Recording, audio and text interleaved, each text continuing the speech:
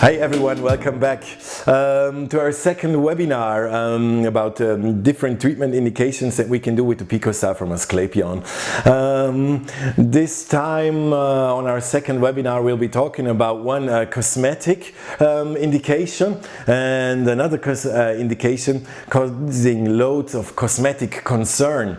The one being a permanent makeup or PMU and the other being the sunspots. Extra saying sunspots because you have to be careful. As a dermatologist, lentigines can mean a whole lot of different things. But without any further ado, let's get into it. We'll start off with the permanent makeup. The permanent makeup is the so-called the Königsdisziplin of makeup. Königsdisziplin is such a word that you can only find in German, like kindergarten, and meaning it's the most prestigious, the most complicated treatment form out there regarding makeup that there is. And that already again implicating that there can be some complications with that being done. Did you know that when we're talking about permanent makeup, we're not just talking about the classic permanent makeup, but nowadays there's different forms of this treatment, consisting of, on the one hand, the classical permanent makeup, but then the microblading treatment, and the newest trend, the powder brows. Permanent makeup, I think you all know it. It's like almost like a tattoo. We use a machine similar to a tattooing machine to bring pigment into the skin.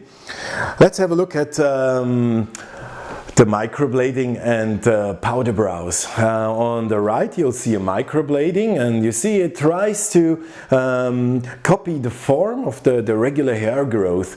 We reach that by small knives, and then there are small cuts into the skin, which are then covered with the color, giving it this effect of natural brows. Don't forget, microblading will only last for like 1 to 2 years. The color being very superficial and making it a perfect target to treat with the PicoStar. The powder brows, they are the latest development in this treatment area.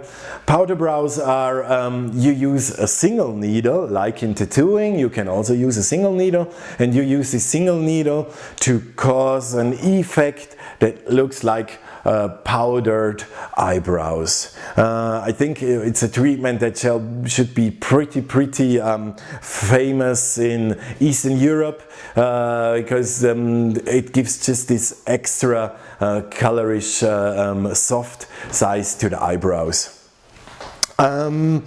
Reminds me on what to say, single needle again. As I said before, there's a whole lot of single needle tattoos out there, and for anyone who is treating loads of tattoos, as we do here in Achromatic, we all know that like these single needles, the fine lines, these are like really difficult to treat. A shadowing will always be easy to treat, but these fine single lines, they are the hard ones to treat. So I'm like just expressing a slight caution, because a regular permanent makeup I can easily like do in 5 to 6 treatments, or microblading even less treatments. I'm not quite sure how things will develop out with powder brows. And guys, always remember, go to a professional whatever you do, because things they can go terribly wrong. Things can go terribly wrong. So, what is the secret behind the treatment of permanent makeup? It's just the same like with the tattoo. As I said before, there's almost the same instruments are being used, there are different colors are being used, but machine-wise it's pretty alike. So again, we use with the laser, we use an ultra-short beam of laser light, which is then being absorbed by the tattoo color and breaking the tattoo down to really small pieces. The pigment is broken down to small pieces, which then can be resorbed by our body through the lymphatic system. And here, as you see in this schematic, the reddish, like if you use it for the lips, we do with the 532 nanometers, or the black for the brows, you can do with the 1064 perfectly. And with that being said, let's go to the treatment. Hi guys.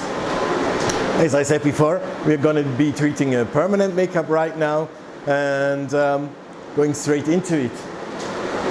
As you see, we already have our patient here, and she's using a cooling in the face as well.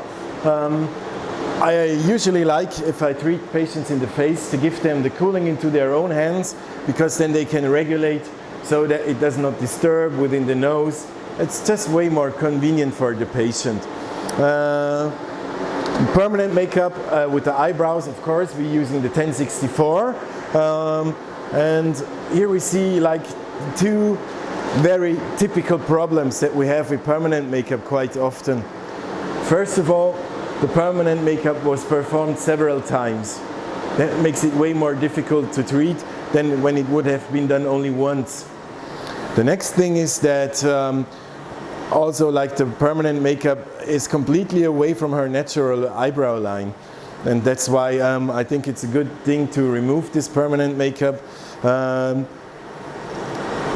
due to the fact that it has been several times performed already, this is our fourth or fifth session today, and that what makes the permanent makeup difficult, because sometimes we also see scarring because it's done so often, and just way more often people do it, the complicated it gets to treat. But we'll start off with treatment right now. I got my PicoStar I got the 5mm spot, because I think the color is pretty deep. 1064, 1.5 joules to check out, and 1 hertz. And we'll start off by doing a test spot. Okay, just like that. Yes. Check it, and we see an immediate whitening. Looks good.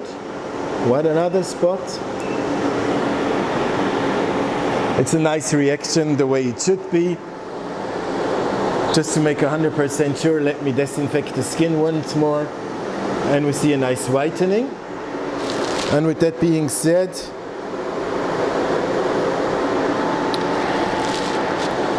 I put up the frequency up to 2 hertz. And we're ready to go. Los geht's.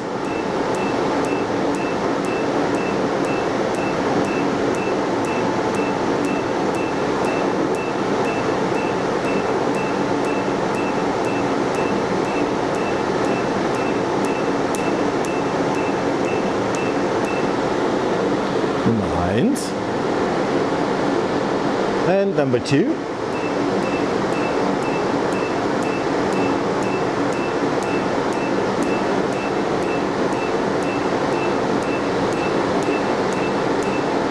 Don't overlap too much.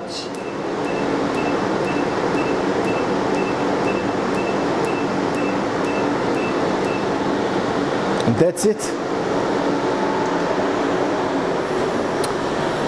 After treatment, as always, I'm using an antiseptic cream and also a sunscreen for the patient. No further wound dressing is needed. If you treat permanent makeup, there's always several side effects that you have to tell your patients about that can happen. One is that the hair can discolorate into white, which didn't happen here, luckily. The other is transient hair loss, but it's only transient. The hair will always grow back.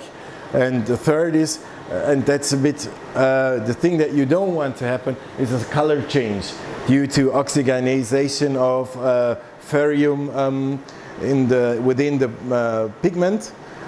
We didn't see it with her, but it can easily discolorate to red or greenish, so that you then, if it turns to red, then it's easy, you just treat it with the 532. If it goes to green, then I'd rather prefer to use ruby laser. Well, welcome back. After the permanent makeup treatment, it's just I want to discuss one more question with you that I get asked quite a lot, is why do I use a cooling device in the face? It's not so convenient for the patient. Why do you use that? Well, I think to use a cooling device is like really important, and if you remember again, and here take a look at these slides, they are from Thomas Semt, and he's like, his website is Dr.Dr He's not only a real nice guy, but he's also a real professional when it comes to the issue of tattoo removal.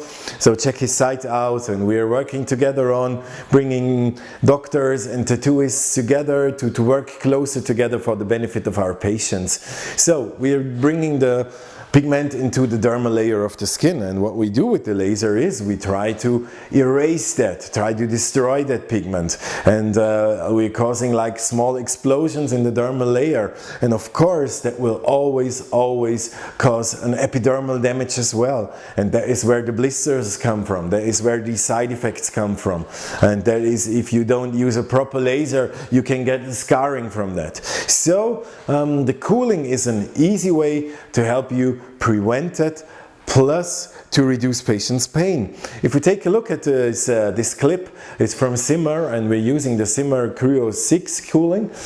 You can see how you like really can cool down the skin surface by using one of these cooling systems. And therefore you really drastically reduce the patient's discomfort. Plus, with using these devices, you will get less side effects. So not only when removing tattoos, removing permanent makeup, there's a whole bunch of applications that you should always use the cooling system. And like laser epilation, it's like really important. So let's take a look at the removal with a PicoStar of lentiginous, or as I'd rather say, sunspots or age spots in English. In German it's sunspots, because lentiginous, me as a dermatologist, I don't want to use the term lentiginous because there are different forms of lentiginous, from freckles to melanoma pre-lesions. So sunspots, everybody knows them. They typically appear as brownish spots, maculas in the face or on the hand, where you get all the sun exposure. And interestingly enough, in Europe, in Middle Europe, 90% in the group of 60-year-old have at least one of these sunspots, and they are of course causing cosmetic concern. If we take a look at it with the dermoscope, it's like one of the most important tools for a dermatologist, we get a different view of the lesion. We see there's this brownish lesion, this pigmentary, but there's no underlying pattern, like a reticular pattern. And very typically, we see at the border of the lesion, we see these mud bites, like lesions. And histologically, we see there's maybe a little more melanocytes, but not that much, but there's especially more melanin in the basal layer of the epidermis, maybe some macrophages more, or melanophages as we call them then, in the dermal layer, and that what makes this lesion such a perfect target for the treatment with the pigment laser, with the PicoStar, because the pigment is really way up in the skin, so superficial pigment is way easier to treat than the deep pigment as we have it in a tattoo. That's why it's such a good target for us to treat. On the other hand, I find it really important that the treatment of these lesions is performed by a dermatologist, or at least that the skin gets checked first by a dermatologist, because there's not only the lentigo solaris, there's only as well the lentigo maligna, which is a precursor of a malignant melanoma. And please don't ever make the mistake to treat those. That's why I think it's like really important that these sort of lesions are being treated by a dermatologist. Okay, with that being said, let's go on and we'll be treating some lentiginous. See you in a few. Hi everyone. We're going to be treating the lentiginous now. We got our lovely Ella with us, and she's going to be our model for the treatment today. As I said before, solar lentiginous are quite common in the population. They say that in Freiburg we got the most sunny hours of all of Germany, so these kind of lesions are very common. And let's take a closer look at Ella's skin. And very typical on the back of her hand, we see these brownish spots. We were checking them all out with the dermoscope before, and here even on the underarm we got a few of these spots. Ella, of course, is a light skin type, I would say somewhere between Fitzgerald 1 and 2. And we're going to be treating these with the PicoStar right now. Almost similar to treating a tattoo, your end point of treatment is that you get a certain whitish reaction. We usually do 1 to 2 sessions. I always tell the patients, we rather do 2 sessions because then every patient's going to be happy if you only have to do 1. Again, we got our intuitive design set up. We go straight into laser, and we have already the 532 nanometers. We do have the 5mm spot. I just left the 5mm spot, and 0.7 joules and 2 hertz. And with that being said, let's activate the laser. Everybody got their goggles on. Again, as I said before, with the permanent makeup, please always do use the cooling. It just is such a high for the patient conform, and it just reduces pain and swelling and unwanted side effects. Always use the cooling, please. So, first off, we do a test spot like always. We have here this nice Lentigo. Use the cooling. File ist dies jetzt? That was German. We see a light whitening.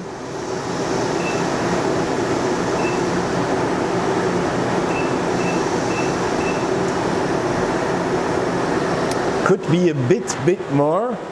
So I'm changing the fluence from 0.7 going up to 0.8.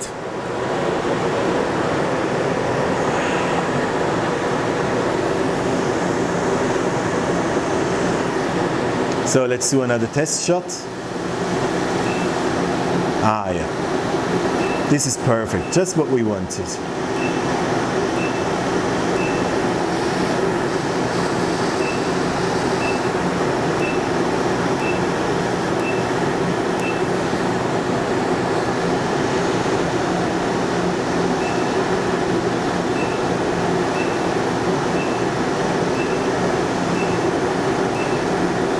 Look at this whitening, it's a perfect reaction that we want to see.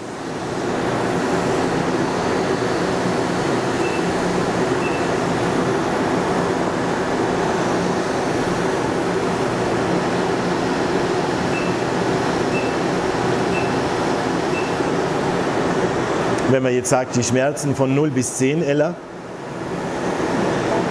Einen 1, 2? 1. Okay. So that was some German lesson for all of you guys. I was just asking her the pain visual analog scale from 0 to 10, and she said it's a 1. But she's a tough woman. Here we get some more. And this big one.